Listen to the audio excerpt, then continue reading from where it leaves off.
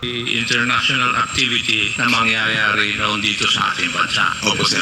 And you lasted for 2 years? More than, sir. Hindi umabot, sir. Before Paano yung more than na hindi umabot? Bali, hanggang March of 1987, sir.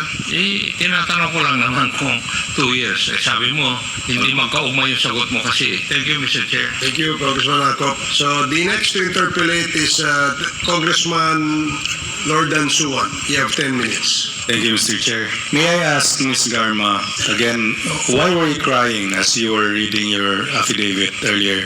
Because, Mr. Chair, it took me more than a week to make some reflections, and it's very difficult to have the courage.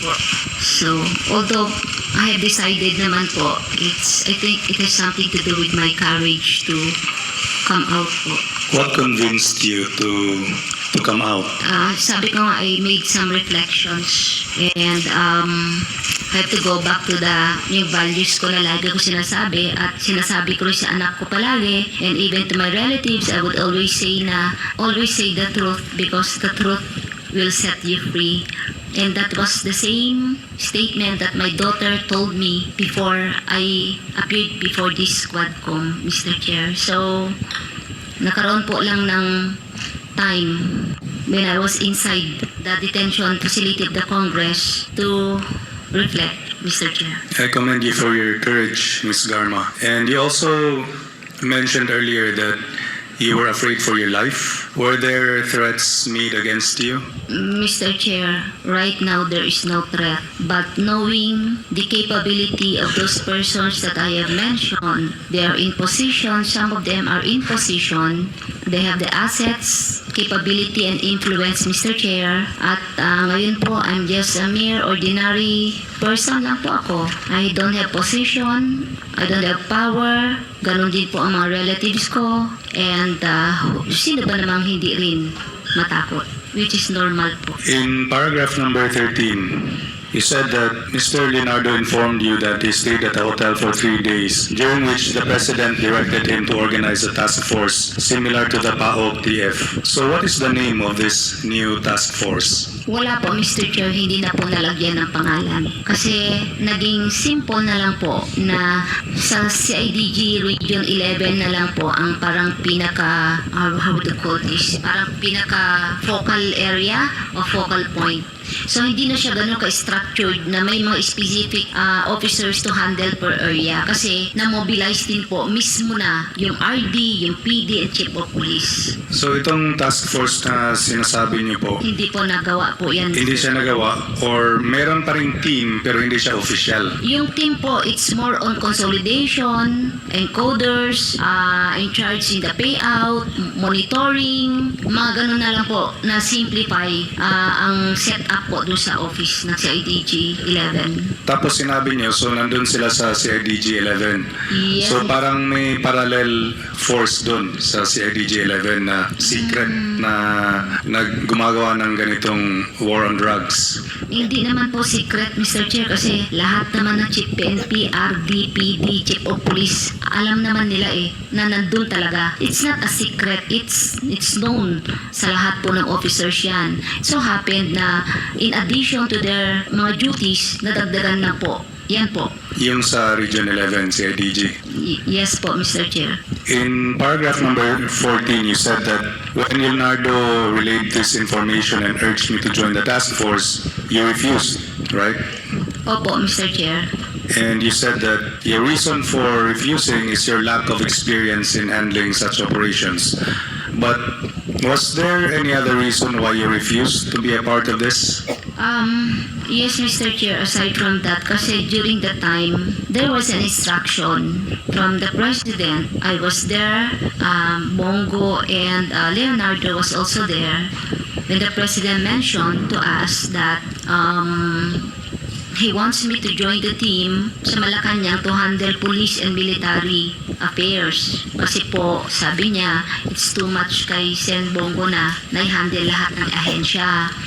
So because of that, hindi ka naman din makatanggi kung ganyanin ka i-point. Sabi ko, yes na ako na yes. So sabi ko, if there's an order, I will comply po, sir, sabi ko. So there was an order issued by the ILG actually, which I complied for a while. Anong order po yan? The ILG order that I am detailed to the office of the Malaksak President. Sa President? Yes po. Pero hindi rin po nagtagal kasi po, nagkaroon din po ako ng order na na-reassign na ako sa Region 7 CIDG after my graduation sa OSEC. Okay. And then you were assigned as Police Chief of Cebu. And then a year and a half after, naging Chief of City Director po ako ng Cebu City. In fact, that was actually offered to me by General Sinas, yung position na City Director. I have no intention nor interest to the position, but since it was offered and I realized po na magandang break po sa career kasi City Director. So actually, it took me for a while para pag-isipan kasi during that time po, yung Region 7 na CIDG ay located lang po sa loob din mismo ng Cebu City at nakikita ko po na napakalaki ng problema. Para i-celebrate ang opisyal na pagdating ng Temu sa Philippines market, may ipamimigay kaming malaking bonus sa mga bagong Maganda magtrabaho with him because marunong siyang mag-support sa mga tao sa ground during that time. Why were there a lot of deaths during your time as Chief of Police in Cebu? During that time po, sa Cebu City, I think there was this intense police operation. Kasi hindi lang naman po Cebu City po, Mr. Chair. Kung titingnan mo kasi yung statistics, pag nangyari sa Cebu Island, naging Cebu City ang tingin. Pero kung himay-himayin mo po yung statistics, makikita mo na Lapu-Lapu pala siya, Mandaue, Cebu City, Cebu Province. Pero pag sinabi mo kasi Cebu, it appeared po na buong Cebu City ang and then during that time po, hindi lang po ang police station na nag-ooperate. Meron po tayong ARSOG, Regional Special Operation Group, which is being managed by all ARTUS. Tapos, meron pang PISOG, like Provincial Special Operations Group. And then, meron pang PIDEG na nag-ooperate. May CIDG din na may territory per province. So, pag makikita mo po yung statistics, it would be, ako po, maganda rin tignan po, sino nag-operate para makita natin kung sino yung liable. Kasi pag titignan mo ko yung statistics, kukunin mo, kung saang territory, it appeared na yung police station na yon ang may gawa o may trabaho. So, May iba-iba palang mga organizations na naka-overlap yes, sa Mr. same Chair. geographical area. Yes, Mr. Chair. Saka ina-allow during that time yung tatawid ka ng area as long as you coordinate sa mas mataas na level. So, halimbawa, ako Cebu City, yung drug personality ko na target ko sa Cebu City ay nandun pala sa Cebu Province, I will just ask clearance sa regional office and coordinate with the provincial officer so I could go sa territory niya. So that's how it works. Same with from one region to another region. Minsan from Luzon, pumupunta pa po ng Mindanao, Mindanao to Visayas. Ganun po noon ka-aggressive yung campaign. Okay. You said in paragraph 21 that during the initial 3 months of his assignment, you facilitated all meetings between Leonardo and Bongo at Leonardo's request. What did they meet about? Hindi po ako kasama sa mga meetings, Mr. Chair. I will just ask for a schedule para sa kanya po. Hindi po ako kasama. But after the meeting naman na pag-uusapan, na pagkukwentuhan, it's Anong more on... kinikwento? Kasi kung halimbawa, paki-arrange mo ako ng meeting, isasubmit ko lang itong like structure, or I will submit a report, or I will update them. Kanino daw niya isasubmit? Kay Bongo po. Mag-updating siya, yung magsasubmit report siya ng ano po? I do not know, Mr. Chair, kung ano yung laman, and I do not know din po kung ano yung Pero hindi yun report sa regular police work. I feel that hindi, kasi siya na po task na po siya eh. So it has something to do with the special task po. In paragraph 22, you said that Malaki rin pala yung yung role ni Bongo kasi sa kanya pala isinasubmit lahat ng mga reports. Tapos isa rin din siya sa pinagdadaanan ng rewards money. Oh, 'di ba? Kaya malaki rin pala yung papel ni Bongo. Leonardo informed you that he had recalled several trusted personnel, namely Lester Berganio and several others, to serve as operatives for the task force. Is this task force above board or is this an assassination task force? It's not po assassination task force. As I mentioned po, it's just these are staffs that will handle po yung recording, parang depository of all information and data so that kung halimbawa po na may operation sa ground, pwede mong i-verify if this person is on the list, mga ganun lang po. Or if you want to submit a list for validation or what, pwede mo rin gawin po yun kasi may capability naman po yung opisina ni Sir Yung task force. to validate all information because he's in control po sa buong Pilipinas na R2, RDs and other units po. Okay. And here in paragraph 22.2, you said that all of these reports would then be encoded and compiled by Lester Berganio. Is Lester Berganio here? Wala po. It's just a civilian hired lang po to encode everything. That was during the time po, yun po nakita ko na siya po yung nag-handle. I just do not know sa later part po because what I am talking in my affidavit is the first 3 months na observation. First 3 months po. lang. Yes po. Sabi niyo po dito na the compilation is thereafter elevated to Leonardo who will decide what level the arrest or killing was and its corresponding reward. So rewards were only given for killings, while for arrests, only the funding of the co-plan and a refund of the expenses were given. So you're saying that rewards, there is no reward if you arrest. Wala pong reward. Opo. Refund lang. Refund. Depende po kasi kaya before you conduct the operation, you need to submit the co-plan so that it will be funded po. Okay. Pero kung may mamatay, may reward. Meron pong binibigay, may pinapadala po dun sa So parang yung isang nag-inganyo diyan sa killing yung rewards. Kasi if no patay o walang patay, walang rewards. But if there is patay, kung may patay, may rewards. So siyempre ang iisipin ng pulis, para magka-rewards ako, papatayin ko na lang. Parang isa yun sa nag-iinganyo para pumatay yung rewards. Kasi if no patay, no rewards. Pero kung may patay, may rewards. 'Di ba? kooperatiba po na nakipag-communicate. Okay. I think this is very important, this list of Mr. Lester Berganio, because we could get an estimate of the real number of casualties from the perspective of those who were responsible of the EJ case. May I manifest, Mr. Chair, that we invite Mr. Lester Berganio? Comsec, please take note of the request of Congressman Suwan. And you also said, Ms. Garma, in 22.3, I saw how these individuals operated when I would visit the CIDG office in Region 11 to see my friend Lot Lot. So, how did you know, how did you see how they operated? Did you go with them? Did you observe for days? What? Hindi po. There are times kasi po that mag-standby po ako doon because my friend was there, and during that time po, since na halos wala po akong klase kung hapon, kung minsan po, doon po ako naghihintay kasi susunduin ko yung anak ko sa school.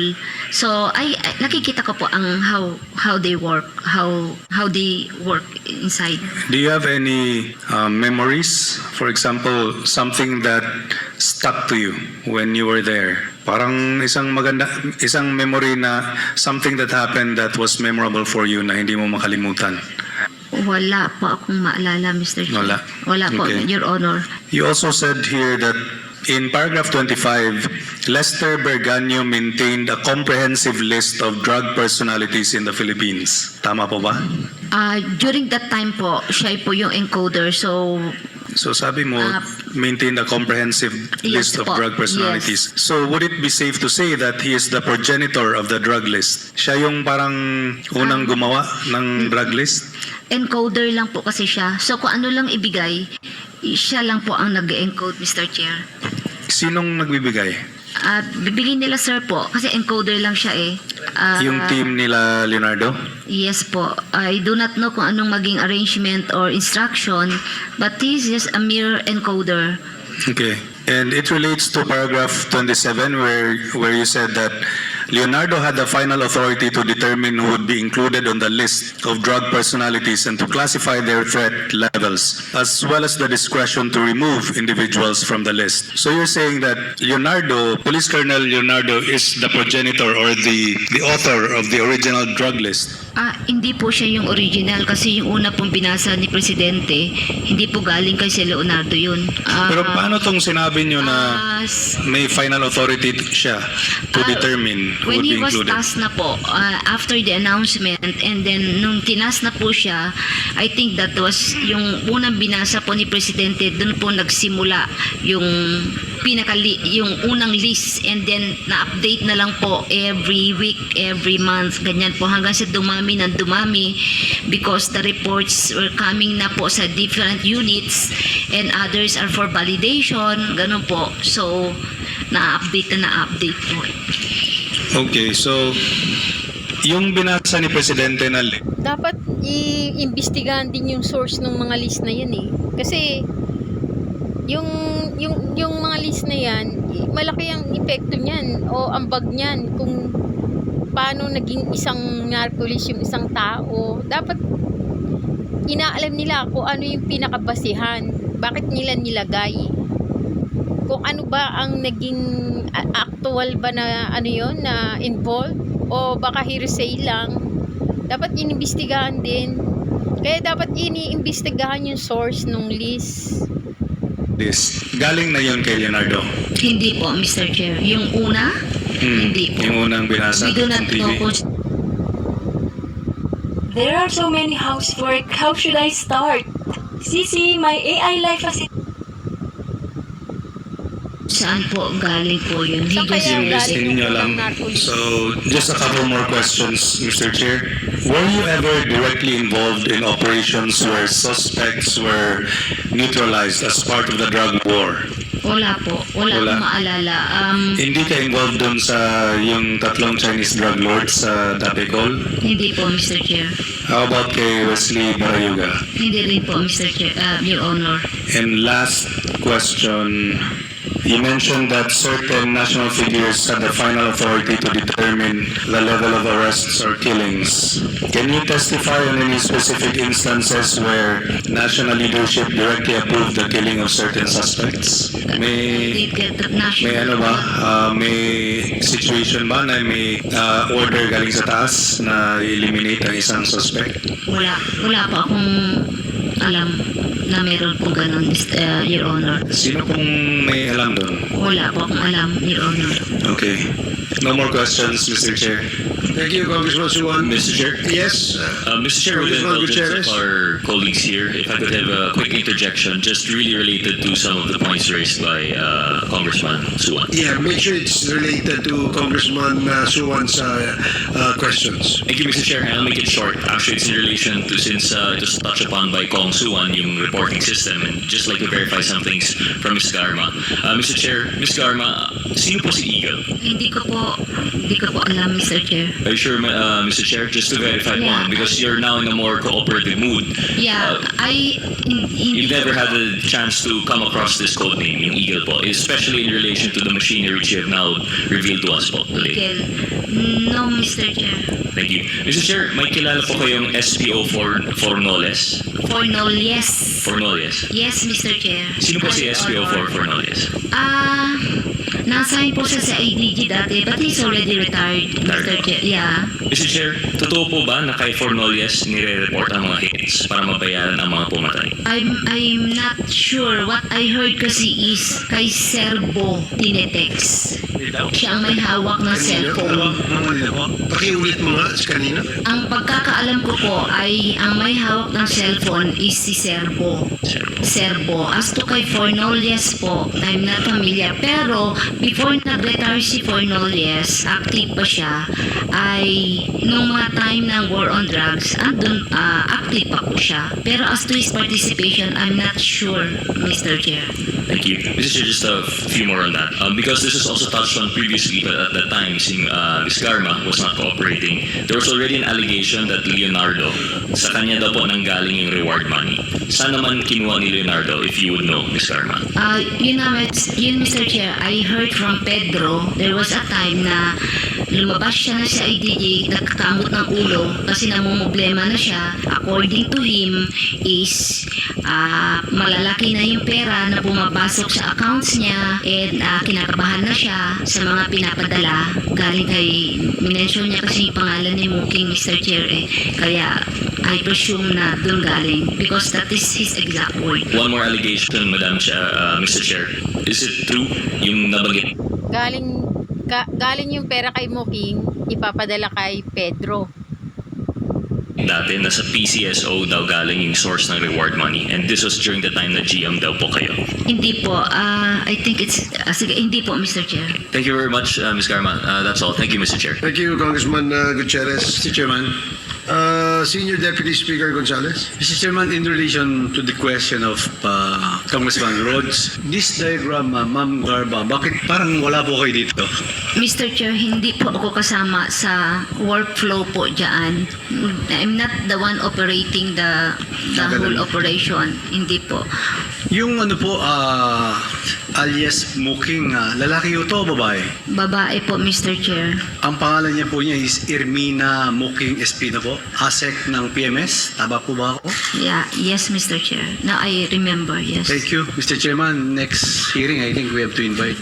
Yes, we already asked the committee secretary to invite Ms. Muking in our next committee hearing. Thank you, Mr. Thank you, Congressman Gonzales. The next to interpellate is Congresswoman Franz Castro. You have 10 minutes. Thank you, Mr. Chair. So based doon, Mr. Chair, doon sa summary ng kanyang affidavit, si Ms. Garma, nakita natin dito yung flow ng money. So makikita natin, Mr. Chair, ang driving factor bakit marami po yung pinatay na mga may hirap dahil may rewards. Itong rewards na ito ay inaano pa yan ng kota, di ba? Tama po ba? Dito sa EJK ni Duterte, Yung rewards na yan, ang number one factor kung bakit naging matagumpay yung EJK. So kung walang rewards, walang EJK. Pero dahil nagkaroon ng rewards, yung rewards na yun, saan ba galing yung rewards? Saang bulsa? Kaninong bulsa nang galing yung rewards? Saan kinuha? O palagay natin kay Duterte, saan naman kinuha ni Duterte yung rewards? Diba? So ano yung source of income ng rewards ni Duterte? Diba? So yung rewards na yan, ang number one factor kung bakit naging matagumpay yung EJK. Kasi yan yung driving factor para pumatay. Kasi pag walang patay, walang rewards. Pero pag may patay, may rewards. So pag maraming pinatay, malaki ang rewards. So yun ang naging driving factor, yung rewards talaga. ito po yung driving force, yung reward, kung bakit ang dami po mga pinatay na mga mahirap. Kinukumpirma niyo po ba yun, Ms. Garma? Mr. Chair, with regards sa quota po, I think discretion yun ng mga RD, PD.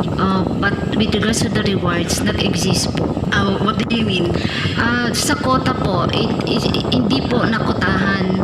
Okay, so wala yung discretion. Pero yung, Mr. Chair, yung reward system, kasi dito, yung flow yung flow chart ng inyong affidavit, basically reward system at may flow of payment.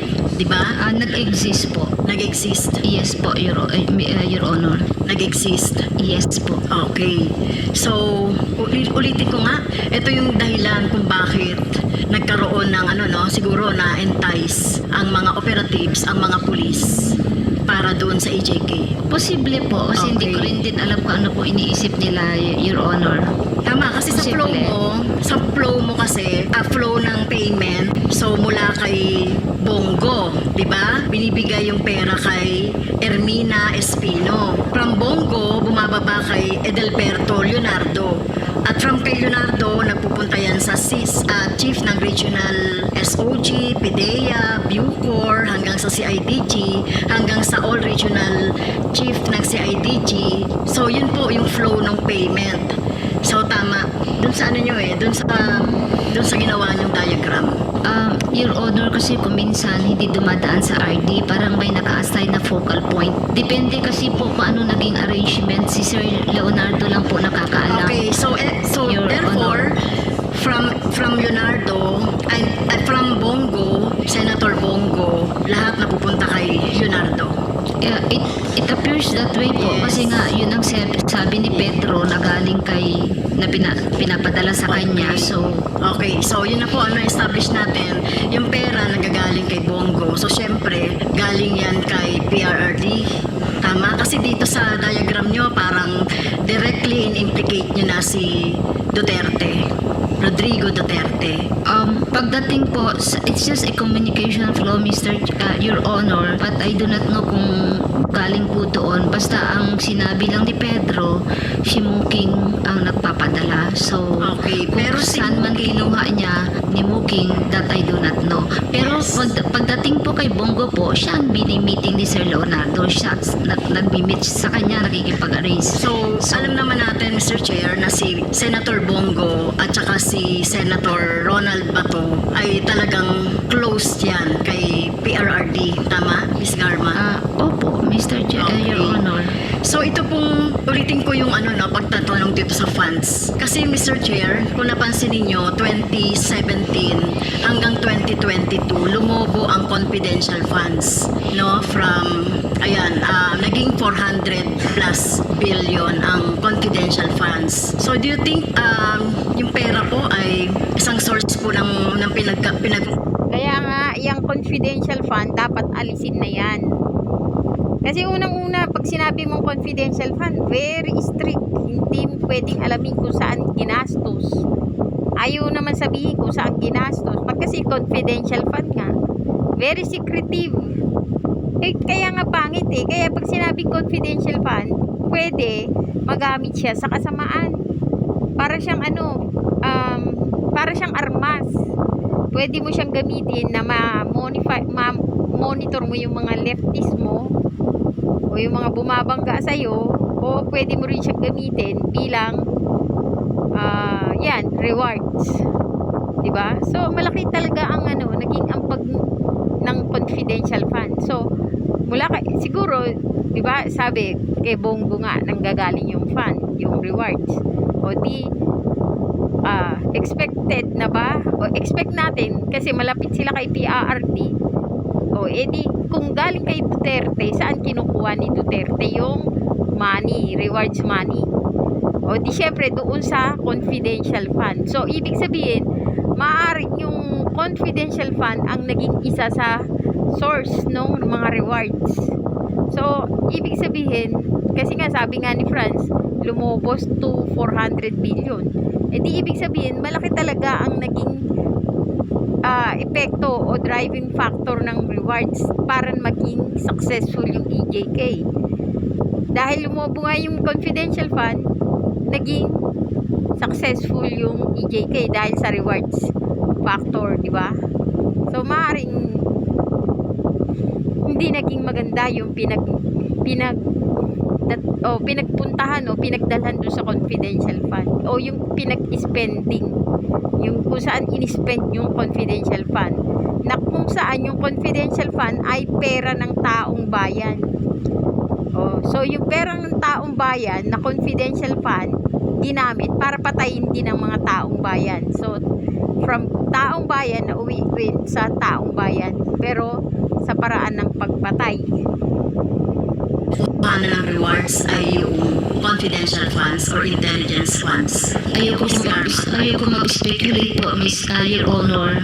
Hindi ko po alam kung anong source, Your Honor. So, kung di niyo yun masasabi, well, obvious naman, Mr. Chair, no, pagdating dito, no, kay Bongo tsaka kay Ronald. Hanap ka ba ng kausap kapag bored ka? Pwede mong makausap, mapaumaga man or gabi. Bato, close kay PRRD at ang pera, ang flow ng pera mula kay Bongo hanggang kay Muking patungo kay Pedro at si Leonardo yung bahala dun sa ibang pagbibigyan ng pera as the matrix show or the flow chart show. Minention mo si Peter Lim doon sa affidavit ni Kerwin, parang ini-implicate ni parang sinasabi doon sa affidavit ni Kerwin na pinapa-implicate si Peter Lim doon sa war on drugs or doon sa drugs, sa droga. Hindi mo minention si Michael Yang. May alam ka ba kay Michael Yang? Wala po, Your Honor. Kaya ako lang na-mention si Peter Lim because I was assigned in Region 7 at it appeared that he's the biggest drug lord sa Visayas area. That's why siya lang ang naaalala ko as far as Visayas area is concerned. Okay. So hindi mo alam na baka si Michael Yang ay sa Mindanao area naman? Wala po akong alam, Your Honor. Okay.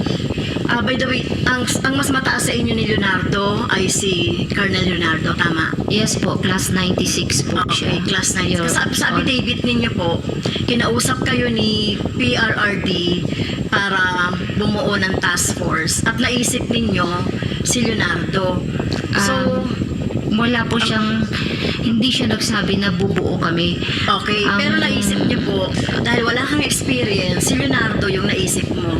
Hindi po. Very specific po instruction. Operatiba na Iglesia ni Cristo. Definitely it's not me because I'm not an Iglesia ni Cristo, Your Honor. At saka hindi talaga ako operatiba. Yes, sinabi niyo po kasi sa affidavit ninyo na wala nga kayong experience. Hindi rin kayo Iglesia ni Cristo. Nagpahanap lang po. Pero alam ninyo, si Leonardo ay Iglesia. Bakit ba Iglesia ni Cristo? Tinanong mo ba si Presidente? Bakit si Duterte? Bakit Iglesia ni Cristo? Hindi Di ba? na. Oo, bakit nga? Nahiya ako magtanong, Your Honor. Nahiya ako. Oo nga, no. Sa dinami-dami ng bakit Iglesia ni Cristo pa yung naisip, no? Anong meron? Bakit special mention yung Iglesia ni Cristo? Ako magtanong, I just complied. So dahil alam mo Iglesia ni Cristo si Leonardo, siya yung kinontak mo. As far as during that time po kasi, nakita ko kasi operatiba talaga si Sir Leonardo and I worked with him sa CITG 11. So siya yung una, later part na realize ko pwede siya. So I mentioned his name kasi Iglesia ni Cristo rin siya at medyo may katungkulan siya sa Iglesia. So I think he is qualified, Your Honor. Okay. So, well, nagswak naman doon sa requirement ni Presidente Duterte, si Leonardo. Sa tingin ko po na kasi siya naman po na atasan, so perhaps po na-qualify po, Your Honor. Okay. So, dito sa affidavit mo, Mr. Chair, di talagang talagang mention si Leonardo as part nung flow of payment o ng flow of rewards dito sa war on drugs or sa extrajudicial killings. Tama po ba? Actually, lahat po ng officers, it's a public knowledge po. Takot lang po sila magsalita. Pero lahat po ng officer na nandito po sa loob, alam po nila yan. Public knowledge lang po. Ako lang po naglakas loob magsabi, Mr. Your Honor. So lahat ng mga officers dito, so ibig sabihin si Marcos, alam niya yan, lahat ng PNP, si Torre. Di ibig sabihin yung mga public officer na nandyan, mga walang yagbol. O, diba? Kasi mga lalaki man nandyan eh. Ibig sabihin, mga lalaki nga sila pero wala silang bayad na magsabi ng totoo. Tapos yung babae pa na walang bayag, yung pa ang nagkaroon ng lakas ng loob na magsabi ng totoo. Ito yung mga yan, alam mo lahat. Yes, Your Honor. Okay, thank you, Mr. Chair. Sa PIDEA naman, Mr. Chair, nag-show po kayo ng list, di ba? Merong new list, may original list, may PRRD list, meron isa pang category ng listahan. So, dito po sa mga list na to, may mga X. Ibig sabihin po, namatay na po yon, yung may mga X. So, hindi ko kilala po yung mga yung nasa list, no? Ibig bang sabihin nito, ito po ay mga drug lords or ano-ano yung mga category nito? High level target or drug lord, manufacturer, chemist, or whatever? Ano-ano po yung mga categories po, Mr. Chair? In the pictures that were shown in the presentation a while ago, Your Honor, the pictures were labeled as high value targets and Binondo connection. There were two sets of these are the two sets of pictures. So, yung Binondo Your Honor. connection, Yes. so, ito talagang literally Binondo?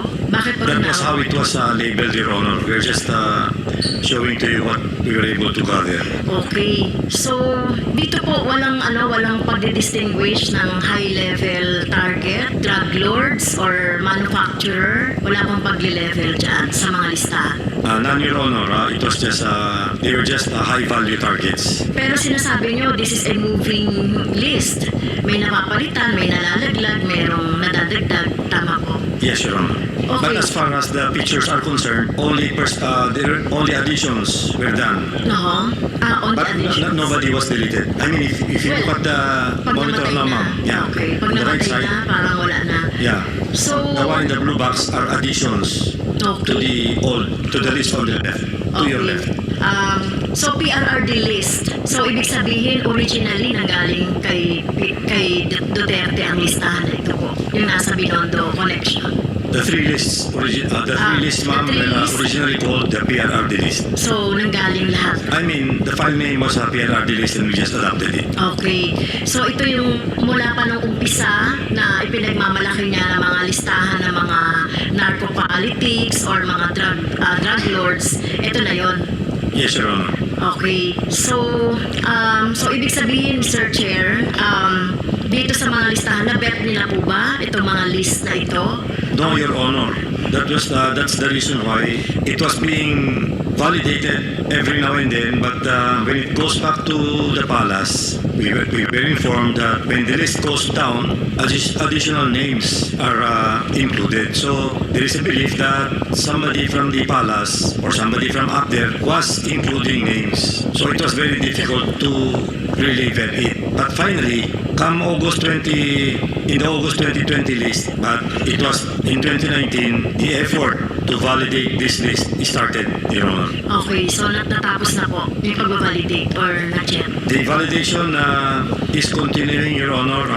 It is still pending. Because Are you conducting po the investigation po dito sa PRRD list? yes, it is ongoing, Your Honor. But you see, there is a remedy committee that is supposed to review this before they submit it to the Executive Secretary for names to be delisted, retained, or to be placed on suspension file. However, this has not been acted upon since the PBBM administration. So nandyan po ba si Peter Lim at si Michael Yang sa list? Michael Yang is not there, Your Honor, but I think Peter Lim is. Let me just double check them. But as far as Michael Yang is concerned, he is not in any of the lists. Peter Lim positive, Your Honor.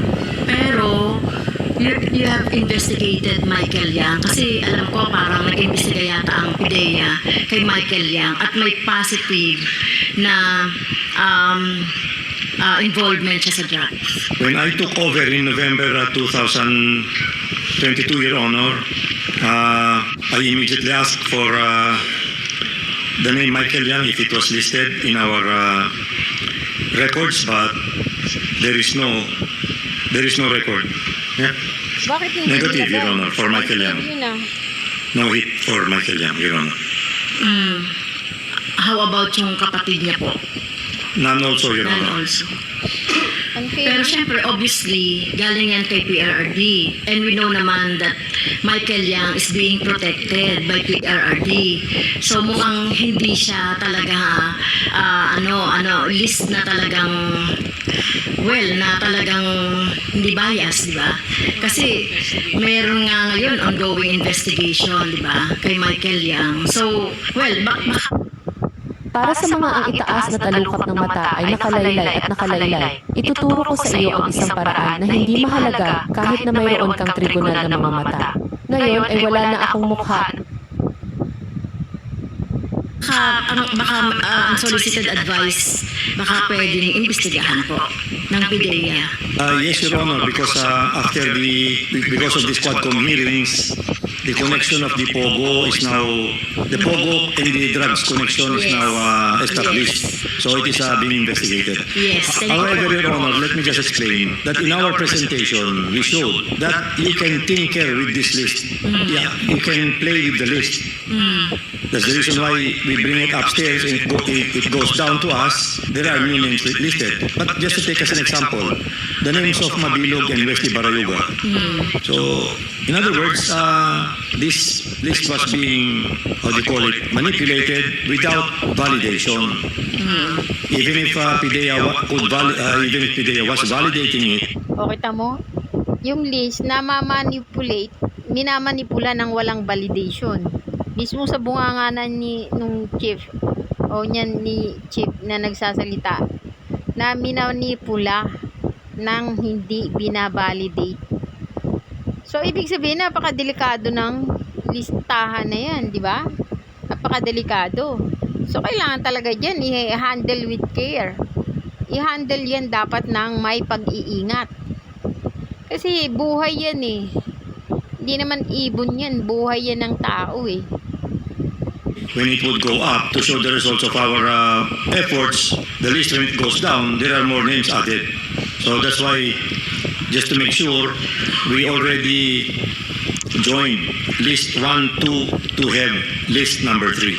Okay. Kailan niyo po mababalidate lahat ng mga nakalagay na mga listahan niyo po doon? Kasi parang tingin natin talagang tumitibay yung conclusion namin na parang war between among drug lords ito. So pwede niyo bang maklasify yan as mga drug lords, mga pushers lang or whatever? Pwede bang magawa yon ng PIDEA? Tama, dapat matignan o mai-classify talaga yan ayon sa kung ano nga talaga yung category ng mga nandiyan sa listahan na yan. Para at least merong clear o maliwanag sa sikat pa ng araw na masasabi nga talaga na yan roong naimbestigahan yung mga listahan na yan.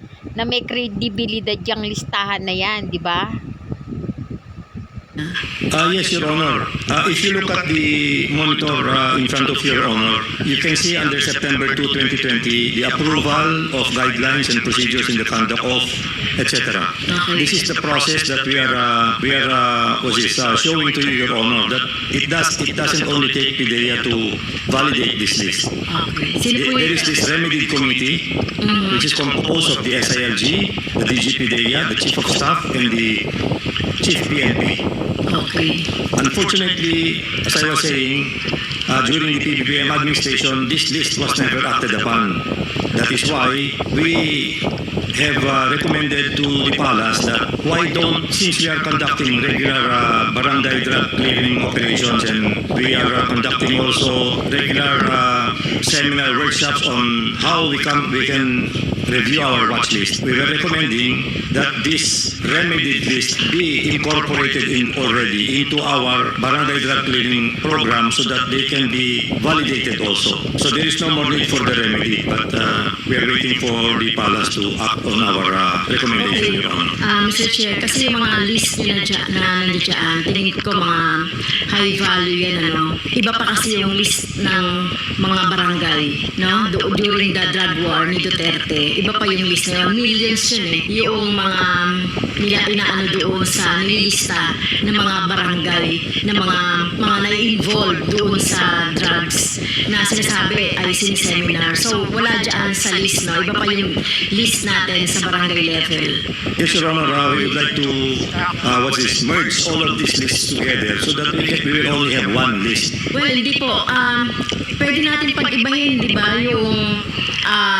yung mga listahan sa barangay. Kasi 1 million yun doon sa report na nakita natin during the previous hearings. So, 1 million po yan. Mga ano to, no? Katulad yan, mga may hirap na extrajudicial killed. No, yun po. Tapos ihalo nyo dyan sa listahan na mga narcolis dyan, mga Baka dapat may separate investigation yan. Kasi unang-una yung may hirap, hindi nila kayang ipagtanggol yung sarili nila, wala silang pera eh.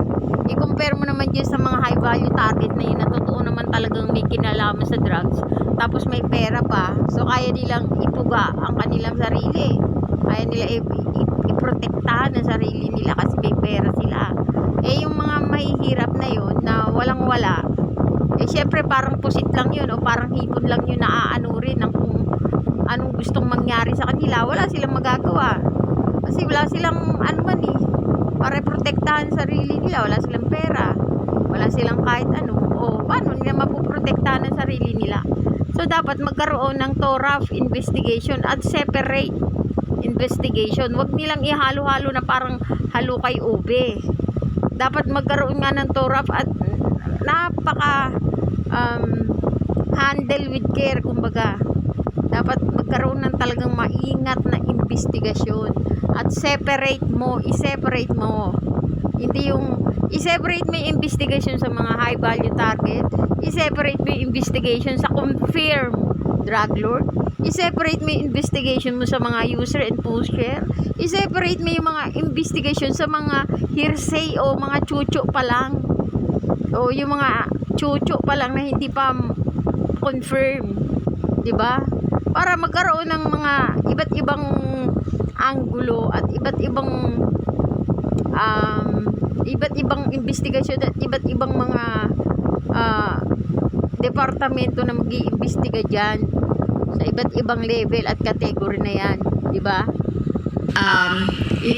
Ganun po ba? I-merge nyo lahat. Your Honor, the 1 million plus names that you are mentioning is just an estimate of the total number of I think drug users in the Philippines. There are no names, Your Honor, but we do our barangay drug clearing program. We have names. And Yes, pero Mr. Chair, obvious naman ang mga napapatay, mga mahihirap, yung more or less from 3,000 yan hanggang 30,000 yan na estimated number of EJKs o namatay, ay karamihan doon ay mga mahihirap po. Kaya nga sinasabi natin, ang war on drugs ni Duterte ay war on drugs lang laban sa mga mahihirap, at ito ay labanan ng mga drug lords, ng mga kompetensyahan sa mga droga. So may ganun ba kayong investigation na nakita ninyo na nagkaroon talaga ng competition between drug lords? Your Honor, we did not see any indication towards that, the competition concept. Because again, the difficulty of having so many lists is that the list is very active. It's changing every now and then. And sometimes it happens. Parang hindi nila ini-establish yung mga competition ng drug lords. So parang wala sa kanila yun. Parang hindi nila iniisip na may mga competition ng mga drug lords. Para sa kanila isa lang yan, user yan, isang uri lang yan, ganun. So wala silang mga competition. Bakit kaya? Alam naman na karaniwan naman na alam din na maraming drug lord. Siyempre kung maraming drug lord, maraming competition, diba?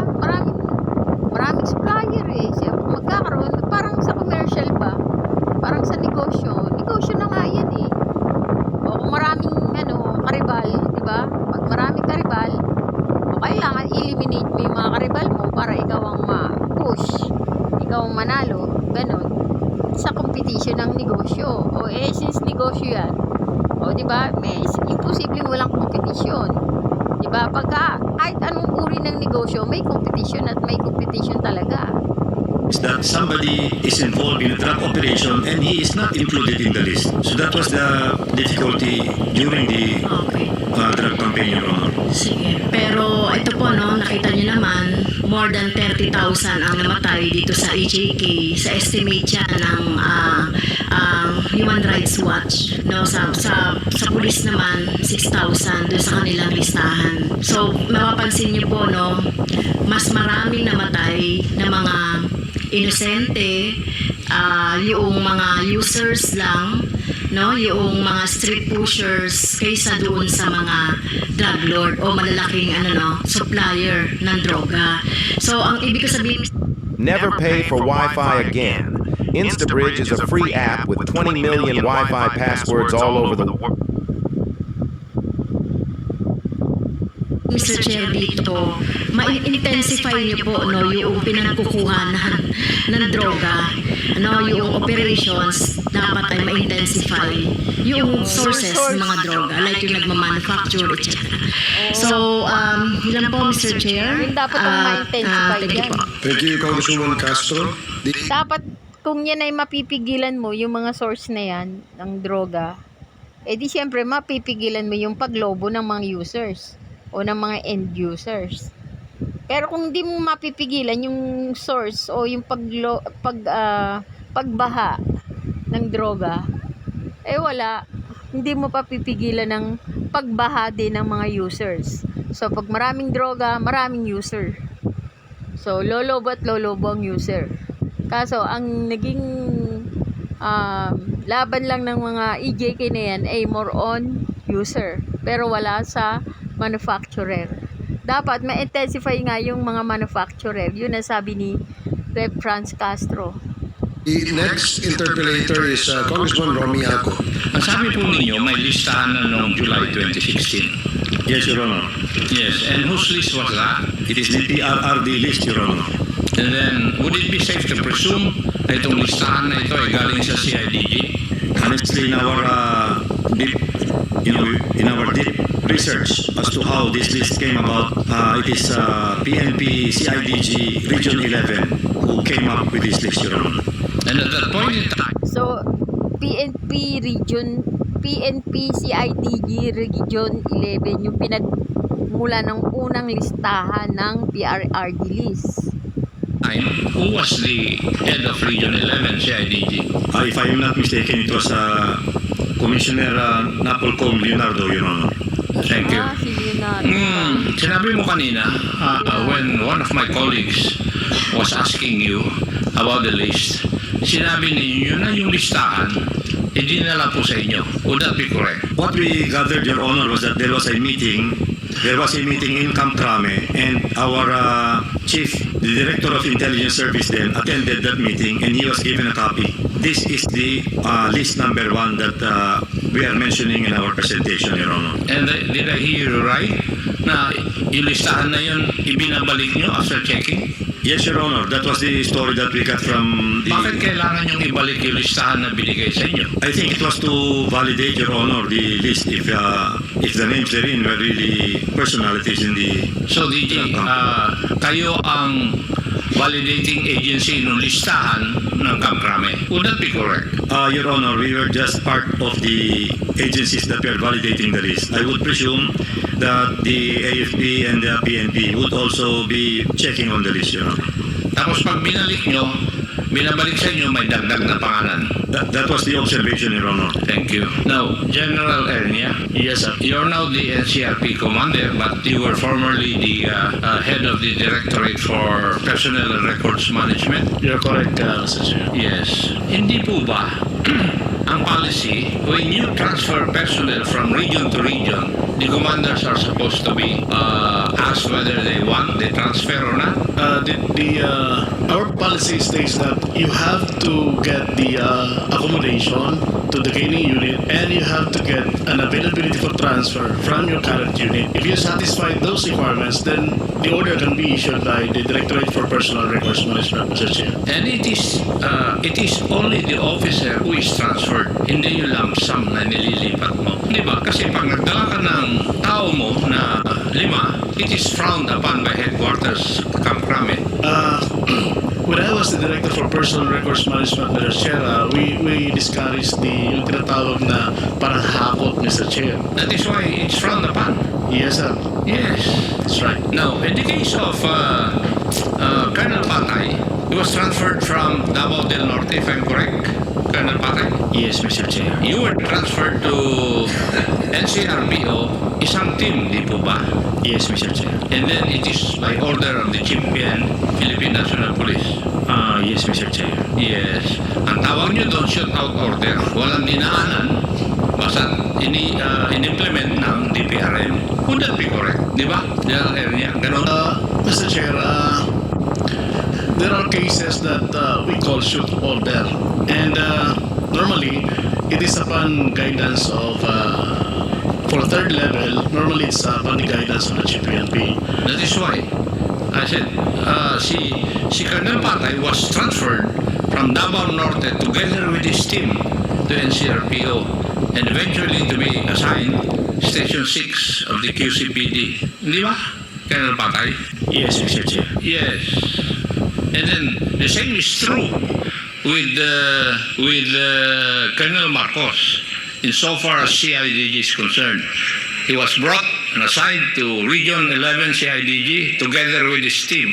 So kung titingnan mo yung mga movements, talagang may plano.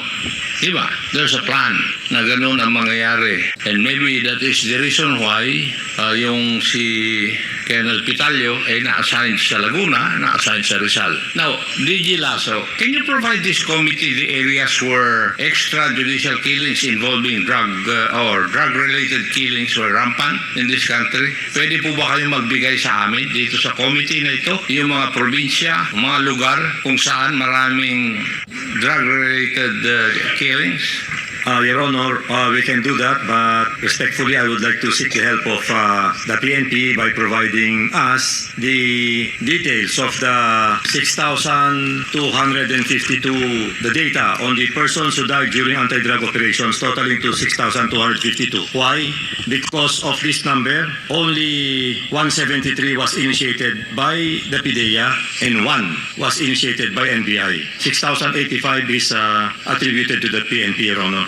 And out of the 6,000 plus, ilan po yung high value targets, ilan yung users lang, at saka ilan yung pushers pursuant to the Tokhang operations? Your Honor, we do not have that data with us.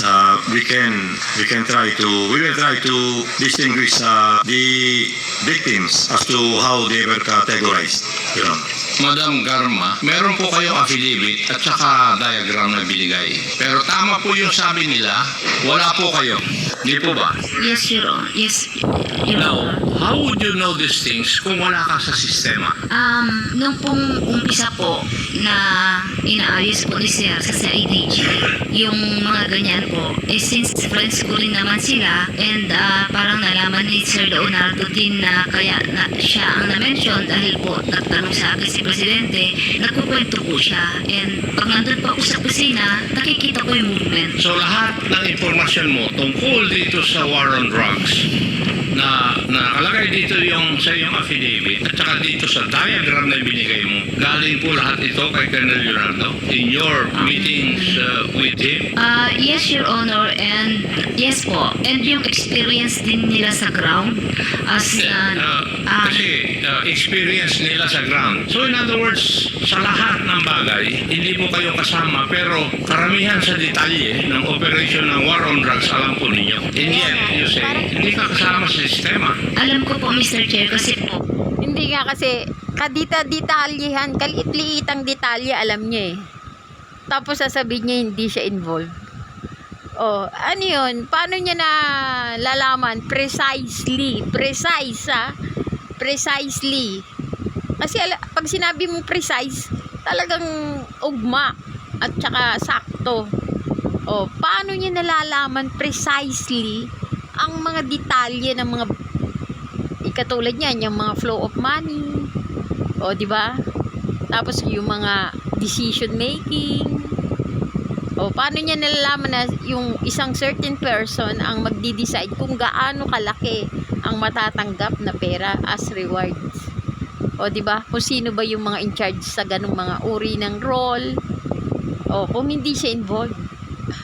Kasi precise yung mga nalalaman niya nakagawa nga siya ng flow chart ng rewards money. Paano niyo masasabing hindi siya involved? Parang imposible. Kami po din sa ground, nakakahalubilo po yung R2 namin, yung mga operatiba, yan po pinagkukwentuhan, and there was a briefing. So, according sa kanya, parang pwede rin itong sinasabi niya, na maaaring meron siyang isang tao na lihim, na involved, tapos nag-feedback sa kanya. Parang ganun ang gusto niya sabihin. Diba? Imposible namang malalaman niya yung mga precise move ng mga, at saka yung mga flow ng mga rewards money na yan kung hindi siya involved, or merong isang involved pero nag-feedback lang sa kanya. Ibinibigay lang yung mga detalye sa kanya. Kung hindi siya involved, maaaring merong involved na nagre-report o nag-feedback. Diba? Kasi precise lahat yung alam niya na pagkausap po siya, si Sir Leonardo, nakukwento niya yung level, ano ba yung level 1 na yan? Hindi, dahil pag level 1, ano lang yan, ordinary, nag-explain